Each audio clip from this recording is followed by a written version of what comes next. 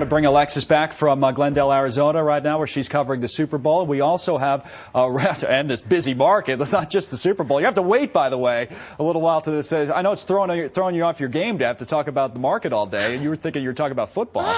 No, this is great. This is such a great topic. I'm loving this. We should bring in, we've got a couple other guests with us. Roger Aguinaldo, of course, is here from the M&A Reports to talk about the deal. And, of course, we also have the man who's covering this wall-to-wall for the Wall Street Journal, the Deputy Bureau Chief in San Francisco, Don Clark.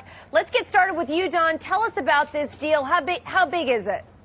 Well, it's very big. It's probably the defining moment of Steve Ballmer's tenure as Microsoft Chief Executive Officer. He kept talking today on the conference call about, there was only one big guy out there who has scale. That was an obvious reference to Google, and he definitely wants to catch those guys.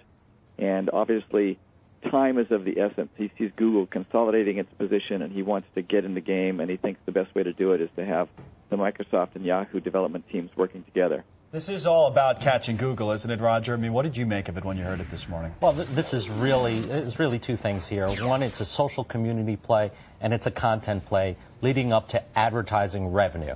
And that's really what Microsoft is after. This is really a shot at Google. And is it one worth taking and one that'll make its mark, so to speak? I think it's one worth taking for Microsoft, sure. Had to do this. Yeah, they had to do this. They had to do something. I question some of their tactics in being able to do this as an M&A specialist, but this is one way to do it, and they're going right after Google's backyard. It is interesting, Alexis, and maybe we could get into this a little bit more about where the stock, Robert and I were talking about it before, where the stock is trading below the offer price. The offer price, of course, was $31 a share, and we're a couple bucks below that right now.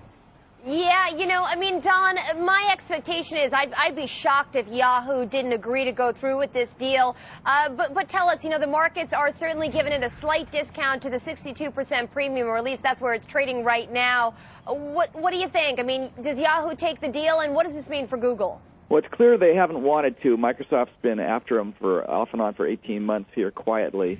Microsoft wanted to go friendly. They didn't really want to do this hostile way, but Yahoo just wasn't going very fast. So clearly they're not eager about doing it. And now that the founder is running the company, he particularly is not eager to do it. But they are likely to be in a position where they may have to go along with it. I was going to say, it's interesting, Don, from your point of view, and you guys covering this for the Journal. I mean, what are the one or two or three big questions that you want answered today that aren't answered in the Microsoft letter and the Yahoo, simple response that they gave? What's next, in other words? Well, I think that a lot of it has to do with sort of the world's reaction to it. Microsoft is a company that was, tied up in Washington, antitrust target. Here's big bad Microsoft essentially recycling all that money it got from its position into this taking over the big Internet world. So I think there's going to be a lot of people very upset about this, and I don't, they were going to have to make it, a very credible legal argument to have any luck in slowing it down. But I think that's the big issue right now, is how the world reacts.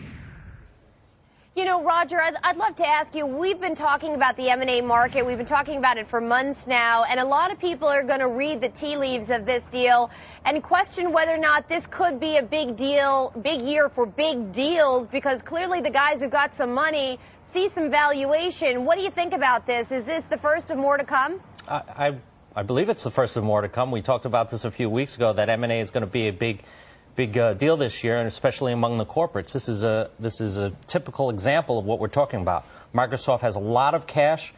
They're willing to do this deal. This is a deal that makes sense strategically, and they're going after them. You make a point, Roger, that I actually want to follow up on. You said Microsoft has a lot of cash. So Microsoft's in somewhat of a unique position here in being able to make a huge deal like this. Aren't other companies a little more strapped for cash, A, and B, having trouble getting the cash if they want to borrow it, whether it's private equity or whether it's corporate borrowers? I mean, is the market, in other words, as good as you make it out to be, or is this just a unique situation for a huge company like Microsoft? It's somewhat of a unique situation. $44 billion is a lot of money. Yeah. So you're not going to see a lot of financial players going after Yahoo at this level. Will you see strategic players? That remains to be seen. But this looks like something that Microsoft should be doing, and looks like they want to go out and do it. So, but the deal market overall, you think, is healthy. This is not a unique situation to the overall market. Yeah, overall, I think this is a healthy thing. Strategic buyers are going to get right back into this market, as we've all been talking about, as I've been talking about, because there's a lot of cash out there, and the financial players aren't going to be able to raise the money that they need to compete in these deals. You know, Alexis likes to hear that. Isn't that right, Alexis? This is one of your top 10 predictions. We know. You've told us enough. It is one of those top 10. Don, I'd like to bring you back in, because one of the things I found fascinating about this that you see Ballmer focusing on is advertising, internet advertising, talking about $40 billion going up to $80 billion, and the off-internet advertising right now, $150 billion market. How big is this a message to Madison Avenue, to the advertising community, and to the future of the internet and where those dollars get generated? Well, what Ballmer's trying to say to those people is, you don't really have a choice right now. Google is the only game in town. We need to get scale to make a credible alternative to Google. I'm not quite sure that's a clear way of putting it, since in a way they have three competitors now. They have Microsoft, Yahoo, and Google, and is this really increasing the competition to Google or not? I think that's a very arguable point, but I think that's the message to them. And for Microsoft, here's a company with a great current business, but a lot of the growth is out of software. It's in the internet, and Ballmer wants to get that growth. All right, guys. Well, we're going to have to leave it there. Don Clark, Roger Aguinaldo, and, of course, my colleague Connell. Great debate. Of course, we'll continue to cover this for months to come, but we love this kind of talk in the markets. Thanks, guys, for joining us.